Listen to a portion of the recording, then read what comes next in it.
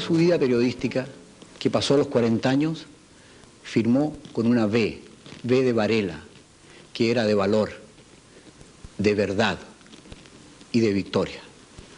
Porque este hombre, este columnista, que cada tarde escribía un artículo pensativo, hecho de largos silencios y de ese isócrono tocar de teclas, mientras en la boca tenía un cigarrillo, escribía con la conciencia del que se sabe útil, del que cree que las cosas que va a hacer van a ayudar a la colectividad. Es que tenía una cultura insondable. Podía hablar de las disciplinas del Corbusier, podía tocar a Einstein, podía hablar de Hegel y podría también discurrir acerca de las operaciones del doctor Barnard. Era un hombre que sabía de urbanismo, pero que fundamentalmente sabía de esa ordenación de la vida que se llama derecho. No en balde impartió por más de medio siglo la cátedra de Derecho Administrativo y era el más antiguo profesor de la Escuela de Derecho de la Universidad de Chile, sede de Valparaíso. Pero donde Alex Varela encontró la realización de su ser y de su espíritu fue en el periodismo. Y por eso le fue conferido el Premio Nacional. Pero él tenía otro premio, ese sentarse cada tarde a dialogar con sus lectores, sabiendo sobre todo que los ayudaba, sabiendo que ayudaba a su país y por ende a su ciudad. En los días duros, cuando había que ser duro, cuando los destinos de Chile estaban en juego, no tuvo miedo de decir las cosas por su nombre, ni tuvo nunca temor frente a los problemas para descorrer el velo y decir cuál era la verdad. A él le gustaba parecer como un hombre un poco plácido, y alguna vez me dijo que si Machado no hubiera escrito aquellos versos, que las olas me lleven y las olas me traigan, él habría tratado de hacerlo. En el fondo era un poco romántico, un poco místico, pero la vida lo hizo ser un hombre práctico, un hombre de mundo. Este Alex Varela, que voy a presentar en este De Profundis, que es ya el octavo de más de 80, lo cual significa que hacer un De Profundis no es morir, sino permanecer. Este De Profundis va, como otros tantos, en blanco y negro, porque data de la época que así los hacíamos, en 1975. Yo los voy a invitar a ustedes a que entremos al diálogo sereno, sincero y sencillo con este hombre sorprendente que nos acaba de dejar. Iba a cumplir 80 años, pero tenía todavía la lucidez del hombre que ha hecho de la mente una linterna para iluminar a la humanidad.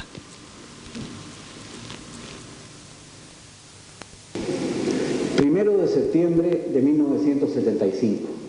De Profundis conversa hoy con el director del Mercurio de Valparaíso, Alex Varela Caballero. Esta es la sala de la dirección del Mercurio. Aquí estuvo Sarmiento, aquí estuvo Alberti, y aquí está el legítimo sucesor, Alex Varela Caballero.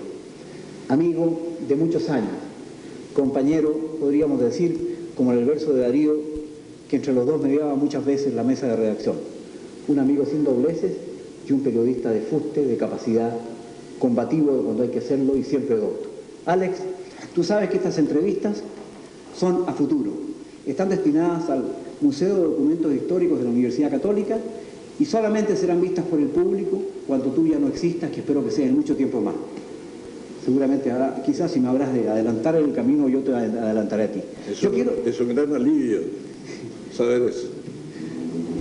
Yo quiero que primero hagas un enfoque, que recuerdes un poco de tu niñez, de cómo parte tu vida. Y ahí va a ir fluyendo esta conversación muy fácilmente. De mi niñez no es mucho lo que vale la pena recordar, ¿no? Yo nací en La Serena al comenzar el siglo, 1901. Por eso yo he dicho siempre, sin ninguna jactancia, que soy del 1. Fui el hijo mayor de una familia burguesía acomodada de provincia. Mi padre era ingeniero civil, agricultor.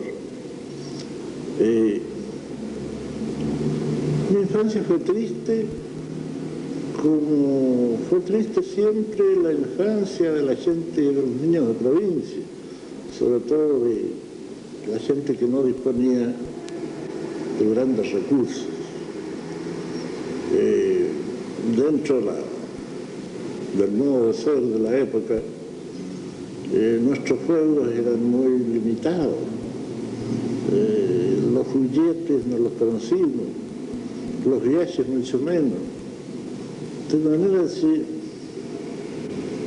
todo se redujo en el fondo a una vida familiar, aumentada después con la llegada de 2 hermanos míos. Mi hermana Adriana nació el año 4, mi hermano Eduardo nació el año 6, y fueron los amigos de la familia, amigas a su vez de mis padres. Enseguida mi juventud fue triste porque la verdad es que yo me crié entre la ciudad y el campo.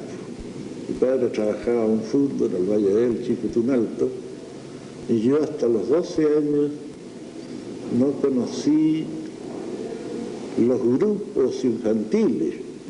Yo no pasé por el kindergarten, yo no pasé por la escuela primaria, porque los prejuicios de la época también determinaron este modo de ser. La gente decía entonces, con cierta crudeza, que los muchachos se amaricaban cuando iban al kindergarten y hacían amistad con las muchachas, o bien que se arrotaban cuando entraban a la escuela primaria. De manera que yo no tuve ni profesores en plena infancia, ni compañeros de colegio y de escuela. ¿Por qué estudiaste Derecho? Esa es una pregunta sumamente difícil de contestar, ¿no? Tiene 50 años de abogado. Yo entré al Liceo de La Serena directamente. Fui muy buen alumno dentro de un curso de muy buenos alumnos, entre ellos Arturo Mache, que fue más tarde gerente, presidente del Banco Central, embajador en Alemania, y de otro grupo, de otros más que formaban parte de este grupo. Éramos muy buenos alumnos a pesar de tener muy malos profesores. Estudiábamos por nuestra cuenta, porque nos gustaba y porque tal vez no había nada más a gusto, más agradable. Los deportes se hallaban un poco desarrollados. Las relaciones con las muchachas eran difíciles. Y lejanas. Lejanas, ¿no? De manera que la mayor satisfacción para nosotros era estudiar. Yo terminé mis estudios el año 18 y salí, como salíamos todos entonces, muy desorientados. No sabíamos en realidad para qué servíamos, y lo que es peor, sospechábamos que podíamos servir para muchas cosas. A mí, si alguna afición bien definida tenía, era haber sido arquitecto. Era lo que más me gustaba. Me llamaba mucho la atención, ¿no? Me fascinaba la idea de construir cosas, especialmente de construir casas para que la gente viviera. Sin embargo, tú tenías acciones literarias, hasta fundaste un diario, conociste a la Mistral y la admirabas cuando ella... Sí, claro, porque la educación nuestra que recibimos en el liceo fue una educación mala en lo científico, pero muy aceptable, casi buena en lo literario. Total que mi padre era ingeniero, tenía bastantes facilidades para las matemáticas. De manera que yo pensé que iba a ser o ingeniero o arquitecto. No fui ni lo uno ni lo otro. Arquitecto porque me convencieron de que en esa época la arquitectura no tenía porvenir alguno. Era algo muy explicable, porque en La Serena no se conocían los arquitectos. Había un señor que era director de obras municipales, don Eduardo Jung, que tocaba el contrabajo, era profesor de música, y en los ratos de ocio hacía casa, o echaba a perder las casas que existían en La Serena y que los terremotos estaban constantemente deteriorando. Imagina que un caballero de pésimo gusto, que incluso el año 18, cuando se cayó la torre de la Catedral de La Serena, le hizo una reparación y convirtió la antigua torre de la catedral, que era una torre muy simple, de piedra, en una verdadera obra de torta mil hojas. Uno de los grandes destructores de la antigua arquitectura colonial de La Serena. Bueno, después, cuando yo llegué a Santiago y traté de informarme, me atemorizaron un poco diciéndome que los estudios de ingeniería eran sumamente severos. Y opté por estudiar leyes, derecho. No había, en mi familia no se conocían los abogados. Mejor dicho, yo no los conocí. Hubo un tío mío, muerto antes de que yo naciera, Joaquín Varela Muñoz, hermano de mi padre, más joven, se fue abogado, pero no ha sido por muy poco tiempo, porque murió muy joven. ¿También estudiaste pedagogía en inglés simultáneamente o cómo fue eso? Bueno, entonces cometí este pequeño error de estudiar Derecho sin mayor vocación, pero otro mucho más grave, de estudiar simultáneamente con Derecho Pedagogía en inglés. Eran dos disciplinas que prácticamente no tenían nada que hacer. Sí, en el mundo moderno.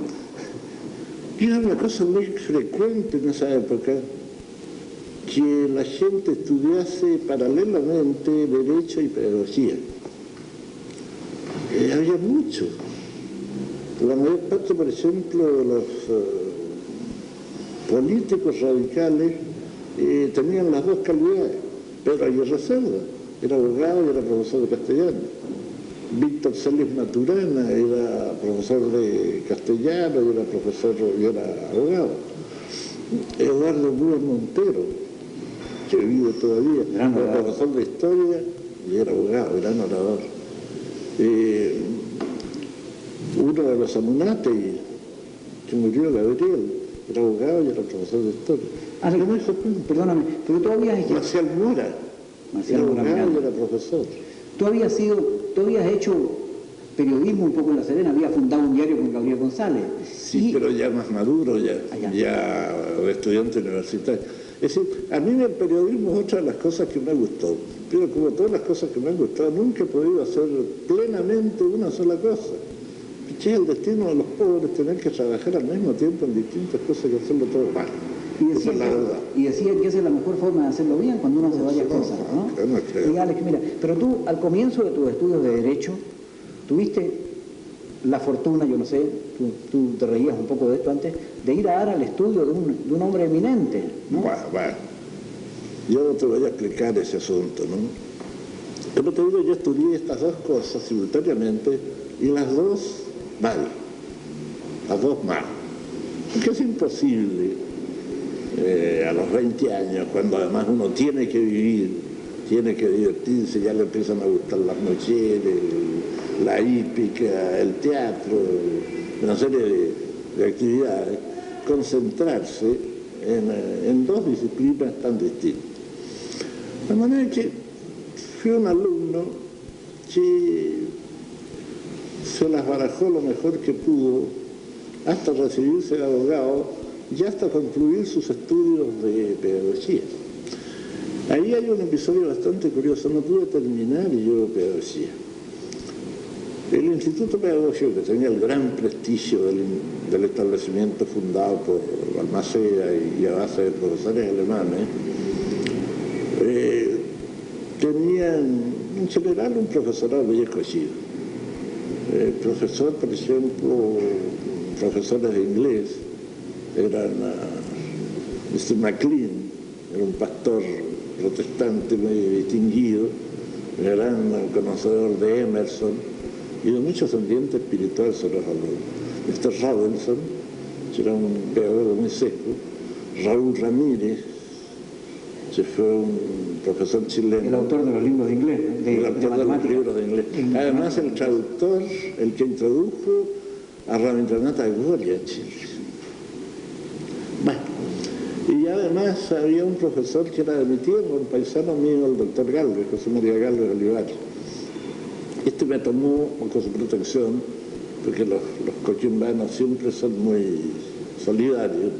Lo mismo me pasó a mí en la Escuela de Derecho con Juan Antonio Ibarra, que era coquimbano, y también me protegió y me ayudó mucho. Bueno, pero este doctor Galvez era un poco, ¿cómo diremos para no faltarle el respeto ahora que también? Era un poco chifre.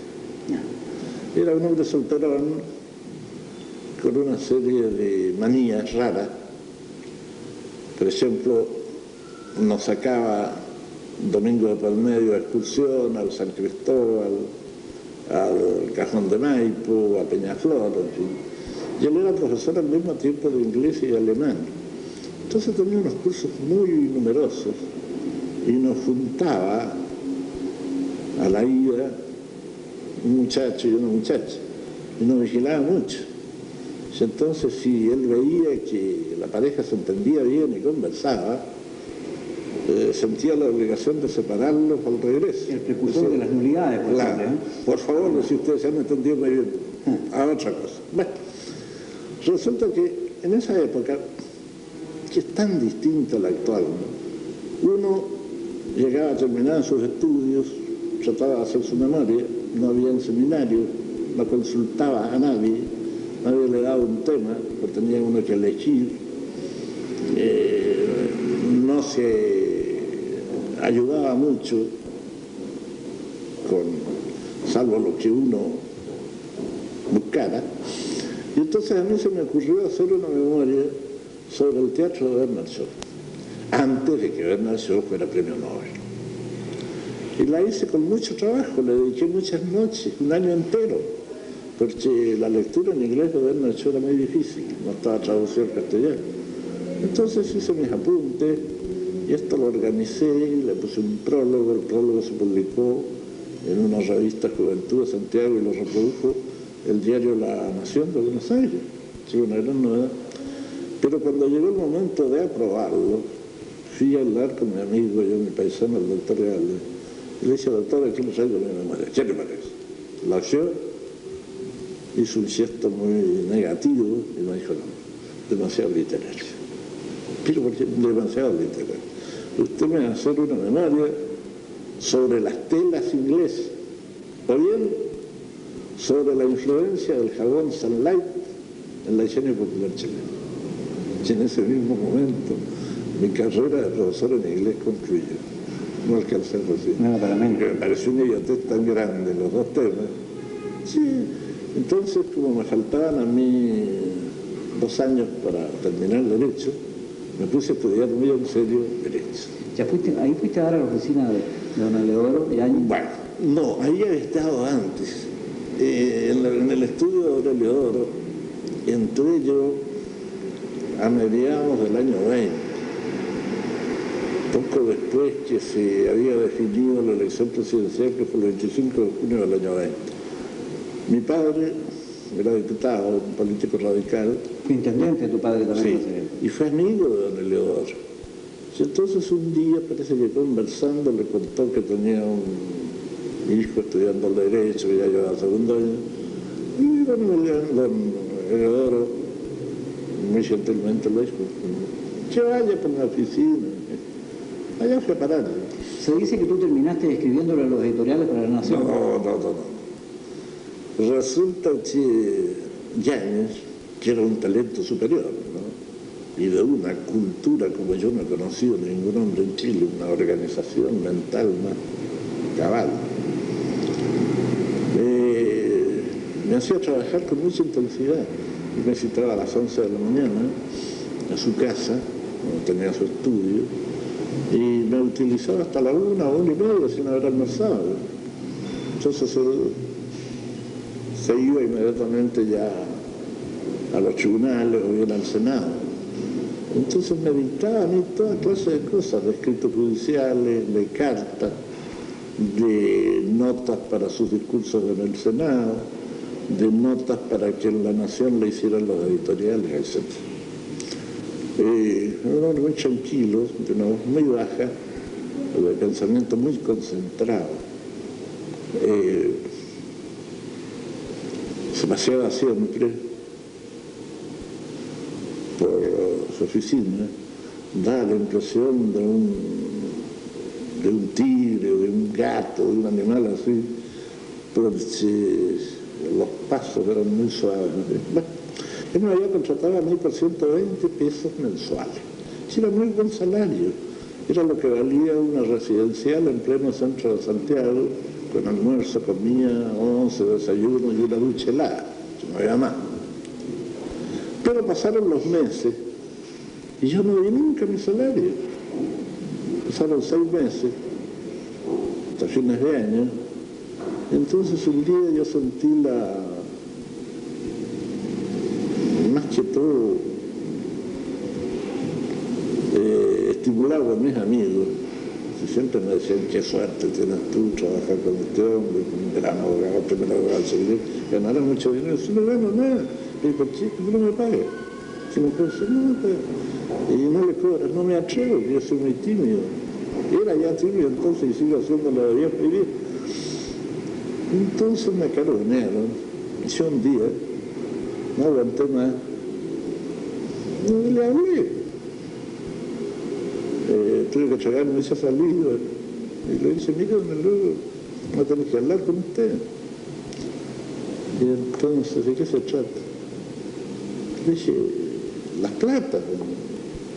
Entonces me dijo, ¿cómo? Las platas. ¿Qué término tan feo? ¿Qué quiere decir con eso? Mi sueldo, si no me lo pagaba, son 120 pesos mensuales, no sé, ¿es posible? Siempre es posible. Siguió caminando, siguió dictando, y en eso se detuvo, y con la misma voz suavecita de siempre me dijo, mire, yo también tengo que hablar con usted. Mira, me dijo, que es un mozo, qué inteligencia, capta muy bien, entiende las cosas, redacta bien, muy trabajador, tiene buena voluntad. Pero hay una cosa que no me gusta. ¿Qué se trata?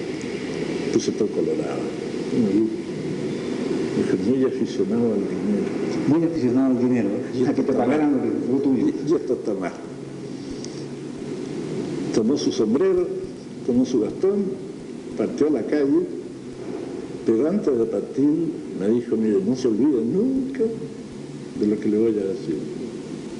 El dinero corrompe a los jóvenes. Y ahí también terminó mi trabajo, mi ensayo, venían los exámenes. Entonces le hice una nota diciéndole que me disculparan, en fin, no iba a volver hasta después de las vacaciones. Yo tenía que prepararme exámenes.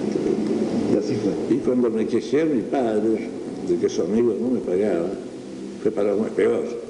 Porque me dijo mi padre, de manera que tú esperabas que te pagara. Pero bien, pero si tú debías pagarle a él por trabajar con él, la experiencia. De manera que no tuve apoyo de ninguna especie y me quedé sin mi salario. Fue, digamos, el primer caso típico de lo que un marxista llamaría hoy día la explotación del hombre por el hombre. Como tu vida es múltiple, yo quisiera que tocaras, Alex, así a manera impresionista, a grandes trazos, algunos aspectos de tus muchas ocupaciones. Desde luego, cómo llegaste a Valparaíso e ingresaste al Mercurio, cómo has llegado a los 50 años de abogado y a los 40 de periodista, cómo fueron tus años de catedrático. En una pequeña miscelánea yo creo que podemos dar a conocer todo esto. A Valparaíso llegué principalmente porque la vida santiaguina me había aburrido. Tenía muy buena idea yo del puerto, de la vida marina, en fin, del clima, etc. De manera que se me presentó la oportunidad el año 27 y me vine de abogado de impuestos internos a raíz de una reorganización que hubo en el servicio. Yo reemplacé a Héctor Vigil y a Mario Zañato, Larraín, que eran los abogados de impuestos.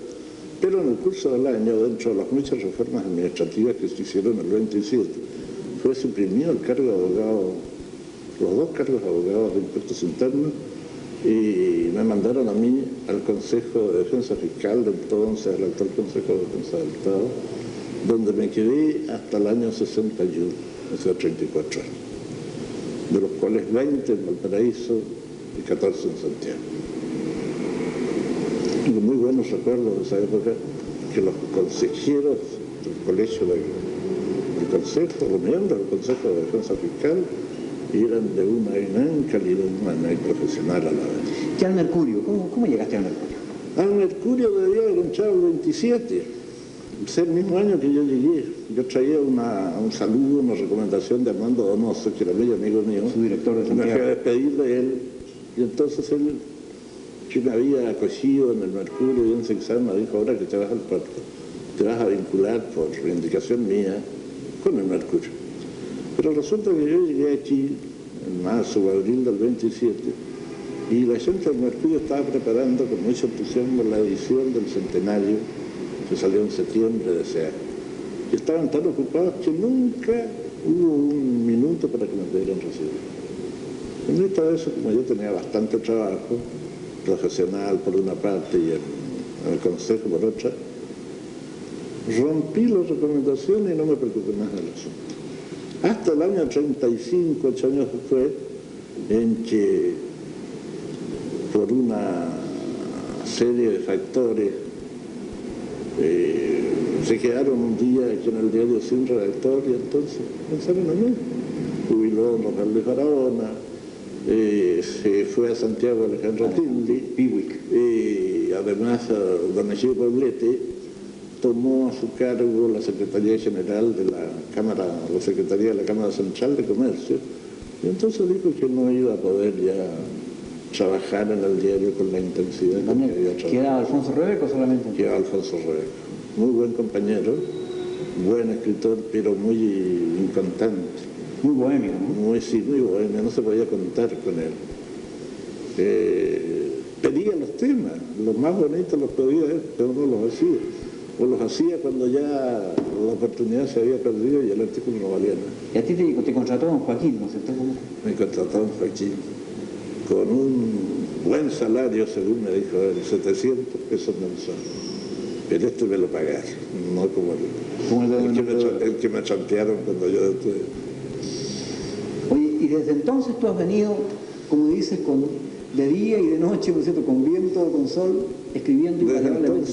Desde entonces no me he movido más hasta cumplir 40 años en el diario. Aunque tú me decías algunas veces cuando yo estuve en esta casa, no hay tema, y siempre salía el tema redoblado y mejor. Claro. ¿Tú cuándo empezaste tu trabajo como profesor? Porque tú has sido catedrático en la Escuela de Derecho por muchos años, Derecho Administrativo ha sido tu cátedra, ¿no? También fue otro azar. Para mí la vida ha sido muy generosa conmigo, en el sentido de que me ha dado todo lo que no he pedido yo, y pues seguramente más de lo que he merecido. Y al revés, cuando yo he pedido algo y he querido conseguirlo, me fallaba. ¿Tú nunca querías ser director del Mercurio, por ejemplo? Jamás. Tuvieron que obligarte. Con mucha razón. De manera que de mi nombramiento como profesor en la Escuela de Derecho de Valparaíso, incluso para el diario, no lo había pedido ni creía. ¿Y cuántos años has completado en la Escuela de Derecho? De eso hace ya desde el 27 hasta ahora 48 años. Tú trabajaste mucho con el Instituto de Urbanismo también. También. Héctor Vigila, quien nombraste antes, ¿no es cierto? También era un grupo de gente bastante interesante. Ahí estaban Samuel Enrique, Vicente Kolovich, Roberto Cabeza, que es uno de los pocos sobrevivientes. ¿Y el sostenedor de los Alfredo Vargas y Héctor Vigil, que fue un magnífico presidente. Y en el Centro para el Progreso también tomaste tu pluma como lanza y acometiste ahí contra los molinos de viento, los intereses creados. Ahí tuve menos actuación, pero en cambio los ayudé mucho desde el diario. ¿Qué ha sido para ti el Mercurio, Ale Varela? Y el Mercurio, una verdadera casa, un hogar, porque yo me habitué en forma tal a la vida periodística, ¿no?, a la información, al comentario, a la preocupación por los asuntos públicos de orden local, nacional o universal, que se me hizo una segunda naturaleza, el estudio y el comentario. Yo hoy día me defino como una persona que vive un poco en un régimen de medio pupilaje, casi internado, ¿sí? Porque yo llego de mi trabajo en la Municipalidad de Viña, donde soy abogado, almuerzo aquí, duermo mi siesta y me quedo desde las 12 hasta las 7 de la tarde. Es un verdadero... Hasta que, como tú lo dices muy gráficamente, pones tu huevo diario, que es el artículo. Eso, ¿no? Sí, eso sí. Mira, Alex, yo me recuerdo el año que te dieron el Premio Nacional. Eres uno de los periodistas ajenos a que te dieran el premio, porque te enteraste por casualidad. El 58. Tuve el agrado de escribir en el lugar en que salía tu artículo, un artículo sobre ti, que te sorprendió a ti más que nadie. Sí. Dime. Estaba en Santiago yo ese día. ¿Eras biciudadano entonces tú en esos años? Era biciudadano. Cuando tú vivías en Santiago, estabas en el Consejo de Santiago. Casi triciudadano, ¿no? Casi triciudadano, ¿verdad que sí? Vivía en Valparaíso, trabajaba en Valparaíso, vivía en Viña y además trabajaba en Santiago. Exactamente. Claro. ¿Qué fue de tus memorias? Tú estabas escribiendo unas memorias muy sabrosas que yo como compañero tuyo de oficina compartía. ¿Por qué no publicaste? No, pero eso era nada más un trabajo íntimo, una cosa que me producía a mí mucho placer recordar mi vida, y no tanto mi vida porque no soy un ególatra, sino las cosas que yo vi, las cosas que yo conocí, mis contemporáneos desde ciertos puntos de vista especiales. ¿Qué experiencia? Ahí están guardadas en un cajón, que son tan indiscretas. Sí, era muy sabrosa, yo la recuerdo. Produciría mucha molestia si yo las publicara. Pero si para eso son las memorias, para producir molestia. Sí, pero después que uno esté descansando allá arriba en el 1 o en el 2. Mira, Ale, ¿qué te dejó el enseñar tantos años, el enseñar a universitario? La enseñanza, ¿Qué idea tienes de la juventud? Otra experiencia muy interesante. Desde luego, entrar en contacto con la gente joven es una forma, claro que el juicio es un poco egoísta, es una forma de permanecer joven, de compartir las inquietudes, los puntos de vista nuevos de ellos. Enseguida, la responsabilidad de la cátedra es muy seria porque uno capta de inmediato el fervor de la gente joven, el interés por aprender, por orientarse, por llegar a ser buenos profesionales. Entonces uno tiene que responder a este estado de ánimo de la gente joven y tiene que prepararse.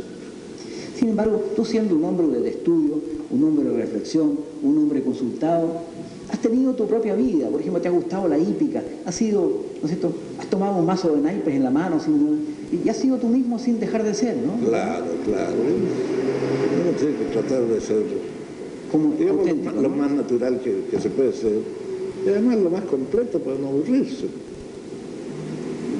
Hay un moralista francés que dice una cosa muy linda, dice: "Le nuit naquit el jour de l'uniformité". El tedio, el aburrimiento es siempre producto de la cosa uniforme, sin cambios, sin alteraciones. Tú eres un hombre que, como todos los hombres, ha sufrido en la vida, pero eres un hombre contento de la vida a la vez, ¿no es cierto?, con fervor. Sufrimientos no he tenido, sino muy pocos, los inevitables, ¿no? La muerte de mi padre, yo era muy joven cuando yo tenía 22 años, y la muerte de mi madre, pero mi madre no murió, se agotó a los 98 años de vida. Mi padre, en cambio, murió a los 52, 53 años. Yo te conozco a ti hace muchos lustros ya, y tú cuando muy joven todavía, ¿no?, tú eras escéptico, muy escéptico. ¿Por qué? Depende, ¿no? Es un escepticismo un poco engañoso, ¿no? Porque yo soy escéptico en el sentido, especialmente, no tengo creencias religiosas muy firmes, las he perdido, no tengo convicciones políticas, me asquearon, no creo en la sinceridad de esas cosas, pero tengo una fe profunda en ciertos valores permanentes. Yo creo que si a mí me dijeran que consejos hay que darle a la gente joven, yo le diría que sean rectos, que sean limpios, que estudien, que realicen, que procuran servir a los demás. O sea, una serie de cosas que me siguen pareciendo muy respetables y que están al margen de toda ¿Y qué piensas de creencia religiosa o política? ¿Qué piensas de este mundo actual, de este mundo que vivimos, de este Estado, de este hoy chileno? Mirado con criterio periodístico, yo le digo un mundo fascinante, un mundo cada día más interesante, con todas sus crisis y sus quiebras de valores, mejor dicho, con sus mutaciones, no son más que cambios, junto a cero. Pero es un mundo muy interesante. ¿Cómo no va a ser interesante? Un mundo en que el hombre logra llegar a la luna. Sin duda. Y verlo además caminar. Y verlo además gracias a la televisión, ¿no es cierto? Claro. Este milagro de la televisión. Este mismo fenómeno de la televisión, a pesar de que yo personalmente no soy muy adicto a él, es extraordinario. Esto es la instantaneidad de la comunicación. Es fantástico. Y a toda la gente que tú llegas, claro, con la vida de la curiosidad, sin, como dicen, sin tener la vista fija. Claro, que sí. Mira, Alex, ¿qué le dirías tú a los periodistas? Tú que has vivido tanto con los periodistas, ¿qué le falta a los periodistas chilenos? Porque no tienen, no todos vibran como los europeos. Tú has viajado por todas partes y has visto que es otro modo de ser. ¿Le falta formación? ¿Le falta qué? Yo creo que el periodista chileno en realidad le falta una serie de cosas. Le falta falla que viene desde atrás, le falta formación secundaria, ¿no? Una formación científica, literaria, técnica de primera orden. Las escuelas de periodismo han defraudado un poco, no han dado lo que se esperaba de ellos. Eso te iba a preguntar, ¿qué pensabas de la escuela? Es evidente que el periodista necesita estudiar, leer, autoanalizarse, autocriticarse y viajar, intercambiar experiencias, enriquecer la mente. Sin que en esto haya nada peyorativo, yo diría que el periodista chileno me da la impresión de ser un poco aldeano. ¿Le falta tal vez ver mundo? Sí. ¿O le falta vocación a algunos? Bueno, eso es muy difícil. En general la tienen, ¿no? De todas las actividades chilenas no es esta una de las mejor remuneradas. Sin embargo, la nota constante es que el periodista permanece apegado a su oficio, no se mueve ni lo cambia. Es la última profesión romántica que claro, dicen, ¿no? Y a la larga se enamora de esta profesión. Pero es evidente que la profesión exige mucho y que el periodista no siempre le da todo lo que... Mira, tú has tenido muchas oportunidades de mandar ahora mismo y no te gusta ejercer mucho el mando. Tú podías conducir gente, fuiste presidente de la Federación de Estudiantes cuando eras joven. Vicepresidente. Bueno, y después desdeñaste una candidatura de senador. No quisiste ir al Parlamento. ¿Qué piensas tú de estos políticos que están en receso ahora? Porque mientras estamos haciendo esta entrevista, los políticos están en receso. ¿Qué piensas de los políticos y la política? Yo creo que este receso es lo más saludable que le ha pasado a Chile. La política se había corrompido hasta la médula.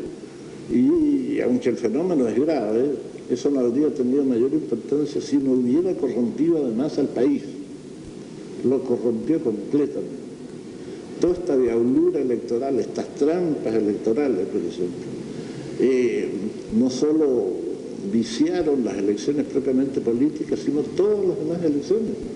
Las elecciones en los sindicatos, las elecciones en las organizaciones juveniles, hasta en estos concursos de belleza. Si todo esto se volvió trampa, diablura. Y esto provenía de eso, del vicio político, de la deshonestidad política. De manera que este país que hoy día está en una especie de convalescencia, yo creo que va a necesitar para curarse de esta dolencia por lo menos unos 15 o 20 años. Yo no voy a alcanzar a ver la vuelta, el regreso del partido político. Y confío en que cuando vuelvan con otra clase con otro equipo humano, más desinteresado, más limpio, más a la altura de su responsabilidad política. Que no hagan de la política un oficio lucrativo, un medio de ganar dinero, de ganar influencia. Ale, cuando esta entrevista aparezca, tú ya no vas a estar y quizás yo tampoco entre los vivos. ¿Cuál es el peor defecto humano que tú has visto? Yo diría que no sabría decir si la insinceridad o la envidia. ¿Y el peor ser que conociste?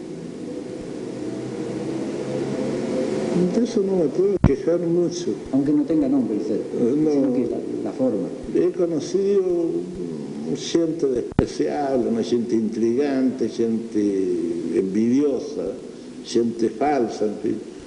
Pero nunca tuve la oportunidad de de padecerla mucho rato, porque me hice un lado, lo dejé pasar. ¿Y el mejor hombre, el mejor ser que conociste?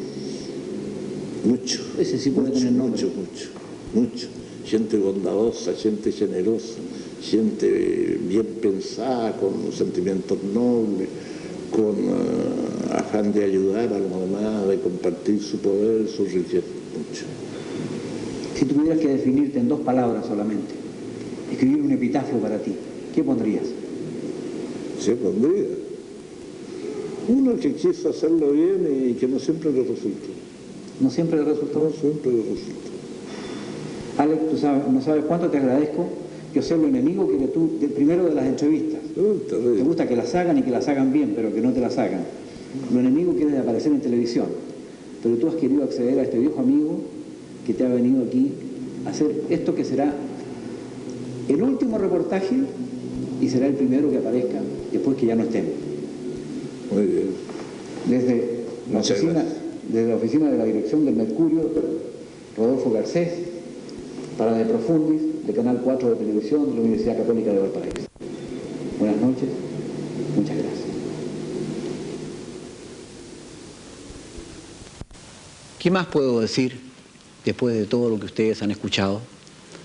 Al cabo de 5 años, ahí está nítido el reflejo de este hombre que fue director del Mercurio y que después dejó la dirección porque no se avenía con su espíritu.